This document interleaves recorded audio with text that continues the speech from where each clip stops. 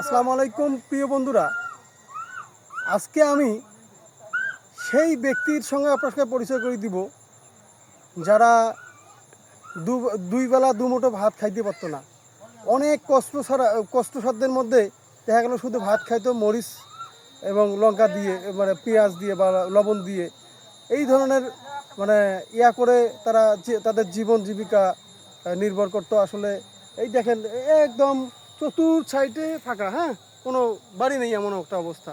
তো আসেন আমরা দেখি। তাদের তো আমরা নির্দেশ দিয়েছিলাম, তাদের জন্য যেহেতু ঘর কনফার্ম হয়েছে, তাদেরকে নির্দেশ দিয়েছিলাম যে যে চালাটা ছিল ওই চালাটা ভাঙানোর জন্য। তো দেখি আমরা তাদের কি গতিটা আমরা দেখবো।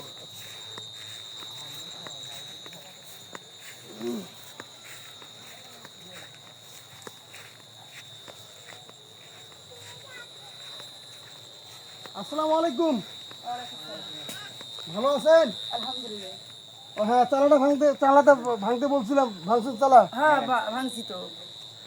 এই জায়গায় তো আপনাদের চালা ছিল না? হ্যাঁ, এই জায়গা ছিল।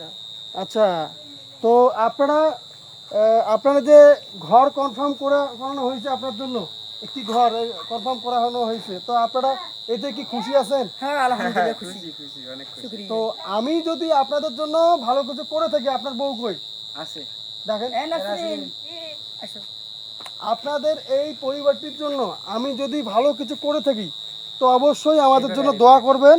আর ইনশাআল্লাহ দেখি আগামীকাল বা পরশুর মধ্যে আপনাদের ঘরের মালামাল সব নিয়ে আসবো, আপনারা প্রস্তুতি নেন। আর আমি হয়তোবা রাতেই ফোন দিব, কালকে যদি মাল আসে তো রাতেই ফোন দিব। আপনারা সকালে কোনো কাজে যাওয়ার দরকার নাই, শুধু ঘরের কাজেই আপনারা থাকবেন, ঠিক আছে? আমাদের মিস্ত্রিরাও আসবে, আপনারা তাদেরকে হেল্প করবেন।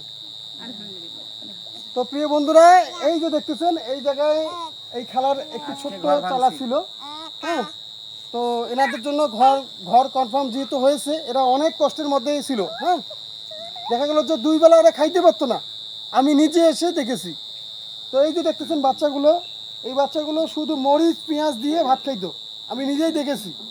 তো এদের জন্য একটা ঘর কনফার্ম হয়েছে, আপনারা সবাই দোয়া করবেন এনাদের জন্য, এনাদের ঘরটা যেন আমি অতি তাড়াতাড়ি উঠাই দিতে পারি। তো প্রিয় বন্ধুরা, সবাই ভালো থাকবেন। আসসালামু আলাইকুম।